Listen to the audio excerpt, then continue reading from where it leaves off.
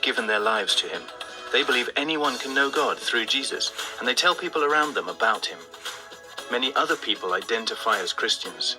These other Christians need deeper faith in Jesus and a personal relationship with God through him. About 33% of the world's population identify themselves as Christians.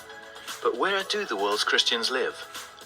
The good news of Jesus is spreading in the world, but not evenly. First, let's divide the world into regions by population, then show where the Christians live. Two countries, India and China, each have 1/5 of the world's population, so they will get their own section. The Muslim majority countries also get their own section because they are similar to each other. There are some other Asian countries and other non-Muslim majority countries in Africa. Here is Europe's population, and North America, lumped with all the Pacific Island countries, including Australia and New Zealand. And finally, Latin America from Mexico south. In each region, let's show the followers of Jesus and the others who identify as Christians. Latin America has the highest total percentage of Christians, followed by North America and the Pacific. Europe has many nominal Christians, while non-Muslim Africa has many committed followers of Jesus.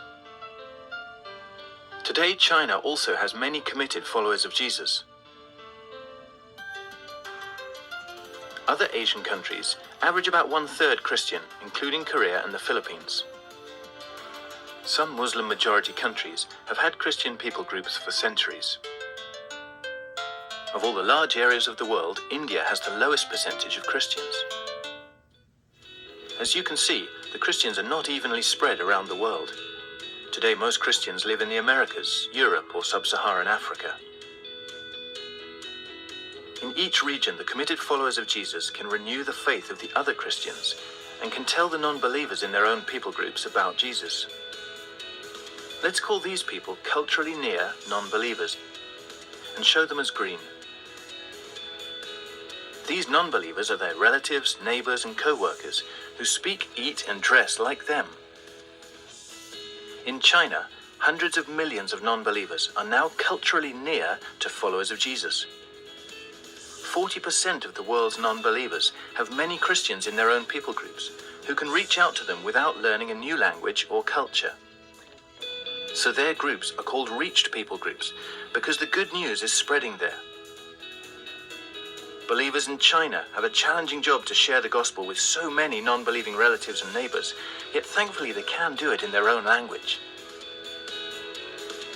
In the reached people groups, committed followers of Jesus can encourage the other Christians in their families and communities to become fully committed to Jesus.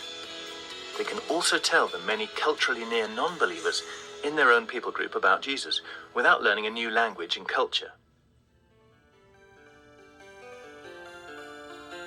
Many people in the world live in other ethnic groups which have almost no followers of Jesus who belong in their communities and know their language. They have no chance of learning about new life in Jesus from someone within their own people groups. 60% of all non-believers in the world have few followers of Jesus in their own people group. They are culturally distant from believers. Let's show these culturally distant non-believers in blue. Most of them live in India, Muslim majority countries in Africa and Asia, or other parts of Asia. They need believers from other people groups to come learn their language and culture and tell them about Jesus. They live in unreached people groups, distinct ethno-linguistic people groups made up of less than 2% followers of Jesus and less than 5% other Christians. Which unreached peoples are the frontier peoples? Some culturally distant non-believers have so few believers that they have no chance of hearing about Jesus from people they know. Let's use a darker color of blue to show those with less than 0.1% Christian in their own people group. About 1/4 of the world's population live in frontier people groups, and over 95% of them are in India and Muslim majority countries. These frontier people groups have no movement to Christ and no breakthrough of indigenous faith. Now is the time to unite what we know with what we do. So we know that the reached people groups have lots of followers of Jesus who can tell them about Jesus. But guess what? We send 30 times as many cross-cultural Christian workers to them as we do to the people in unreached people groups. 30 to 1. These workers are not just going out from the West, they're going from everywhere to everywhere. But most of them are sent to work with other churches in their training or outreach programs.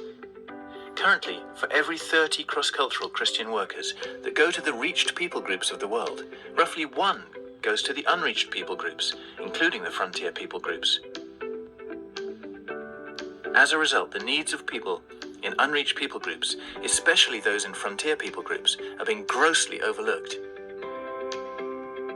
The remaining mission task is largely in India, Muslim-majority countries, and Asia.